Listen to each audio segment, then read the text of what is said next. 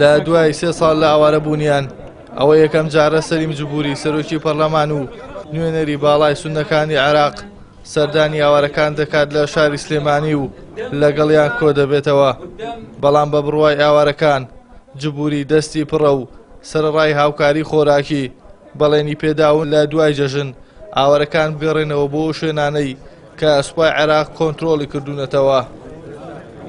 صحيح داعش ارتكبت جرائم بحق الجميع. ڕاستە داعش تاوانی بەرامبەر هەمووان کردووە، بەڵام دادگەری ئەوەیە وەک چۆن هاوسۆزی بۆ ئاوارەکان دەرەبڕین هاوسۆزی ئەوانەش بین کە بوونەتە قوربانی دەستی داعش و قەرەبوویان بکەینەوە. هەڵبەت دەوڵەت بە پلەی یەکەم بەرپرسە لە گەڕانەوەی ئاوارەکان بۆ سەر ماڵ و حاڵی خۆیان و سەر لە نوێ نیشتەجێکردنەوەیان. داواش لە هەموو ئەو کەسوولایانانە دەکەین کە ڕێگری لە گەڕانەوەی ئاوارەکان دەکەن. دەست لەو ڕەفتارە هەڵبگرن جا بە هەر بیانوەیەک بێت. ئێمەش لەگەڵ چەندین لایەن لە دانوستان داین لە پێناو گەڕانەوەیان. مفاوضات ولقاءات مع أطراف عدة في سبيل عودتهم. سەرۆخێڵە ئاوارەکان لە هاتنەکەی جوبوری خۆشحاڵن، ئەوانیش دەیانەوێت بە زووترین کات بگەڕێنەوە شوێنە ڕزگاربووەکانیان، بەڵام نایشارنەوە. ئێستاشی لەگەڵدا بێت بەهۆی نەبوونی خزمەتگوزاری و دەشەنەکردنی کێشە کۆمەڵایەتی و خێڵەکیەکان ناتوانن بگەڕێنەوە ناوچەکانیان. وجزاهم الله ألف خير ووعدونا خيرا إن شاء الله. خۆ پاداشتیان باتەوە، بەڵێنیان پێداین بە زووترین کات لە دوای جەژن بمان گەڕێنەوە سەر ماڵ و حاڵی خۆمان.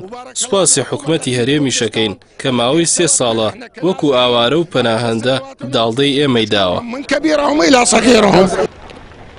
بەپێی ئامارەکانی نووسینگەی سلێمانی وەزارەتی کۆچ و کۆچبەرانی عێراق زیاتر لە 95,000 خێزانی ئاوارە لە ناوچەکانی ناوەڕاست و خواروی عێراق هاتوونەتە شاری سلێمانی. ئەوەش دووپات دەکەنەوە ڕێژەی گەڕانەوەی ئاوارەکان لە دوای 3 ساڵ لە ئاوارەبوونیان بۆ ناوچەکانیان زۆر کەمە.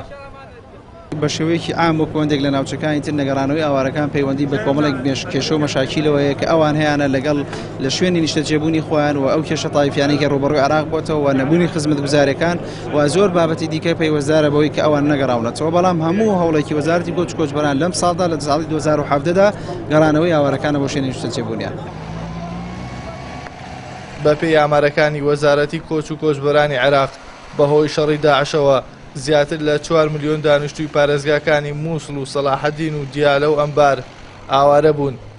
هاوکات تاگە پەناگەی ئارام بۆ ئاوارەکان هەرێمی کوردستانە بە شێوەیەک بەپێی ئامارەکانی هەرێم زیاتر لە 1,500,000 ئاوارە لە هەرێمی کوردستان دانیشتەجێکراون.